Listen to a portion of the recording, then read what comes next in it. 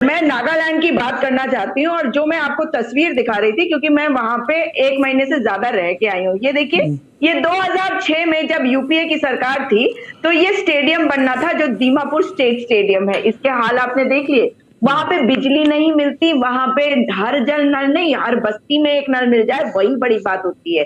वहां का हॉस्पिटल, वहां पर कैंडल लाइट में काम होता है। प्रधानमंत्री जी ने अपने भाषण में दीमापुर में 24 फरवरी को कहा था कि गांव बुढ़ा के लोग हमारे यहाँ आए थे। और जानते हैं नागालैंड में क्या हुआ? गांव बुढ़ा के जो लोग हैं, उन्होंने लेटर बकायदा लिखा जो सब वायरल है, जिसमें उन्होंने कहा एक परिवार से एक व्यक्ति वोट दे सकता। और जो राजनीतिक विश्लेषक है, मैं बिल्कुल उनकी बात से सहमत हूं। शायद मेरे मुंह से निकला होगा भाजपा, मैं तृणमूल कांग्रेस की भी बात कर रही थी, भाजपा की तो बात कर ही रही थी।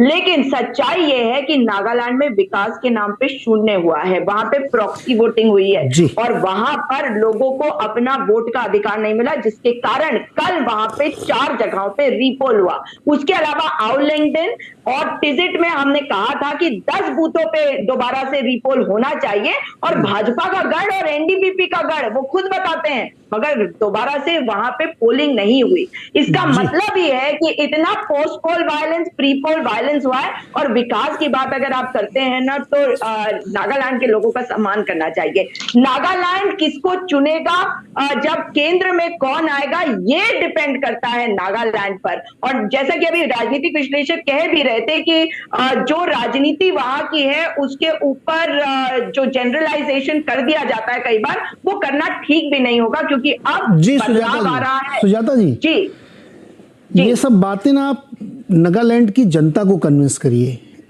चुनाव से पहले, है ना? ये अभी सुनिए। अब जब मैंने शुरू में पूछा तो आप टीएमसी को दोष दे रहे।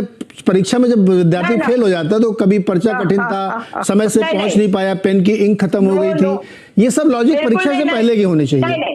अभी गुप्ता जी को सुनिएगा। गुप्ता जी, आपका भी लॉजिक है ना कि इनकी वजह से आप हार गए। 10 सेकेंड देखिए, मैंने क्या कहा कि त्रिपुरा में हम उम्मीद कर रहे थे, लेकिन हमने वैसे परफॉर्म नहीं किया। मेघालय की बात मैंने आपको कही है, और मैं अब नागालैंड की बात कर रही हूँ कि नागालैंड में प्रॉक्सी वोटिंग हुई है। ये सच्चाई है वहां की, और आप देख लीजिए कि इलेक्शन कमीशन को कितने लेटर्स गए हैं। तो मैं इस बात को कह रही हूँ, वो अभी मोदी जी भी कह रहे थे कि थोड़े दिन बाद जो है ईवीएम पे ठीकरा फोड़ दिया जाएगा, ईवीएम पे ठीकरा फोड़ा जाएगा। गुप्ता जी सर, रवि गुप्ता, विवेक गुप्ता।